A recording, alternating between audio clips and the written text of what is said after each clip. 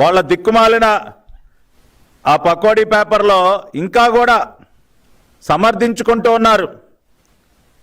వైఎస్ఆర్సీపీ హయాంలో పారదర్శకంగా నెయ్యి కొనుగోళ్లు, 5 ఏళ్లలో ఒక్కరోజు లడ్డూ నాణ్యతపై ఫిర్యాదు చేయని భక్తులు.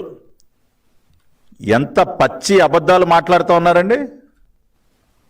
ఇవాళ వైవి సుబ్బారెడ్డిని, కరుణాకర్ రెడ్డిని, జగన్మోహన్ రెడ్డిని అడుగుతా ఉన్నా, ఎంతో పారదర్శకంగా నెయ్యి కొనుగోలు చేశారా? ఏది దాదాపు 68 లక్షల కిలోల కల్తీ నెయ్యి కొనుగోలు చేయటం మీ దృష్టిలో ఎంతో పారదర్శకంగా నెయ్యి కొనుగోలు చేయటమా?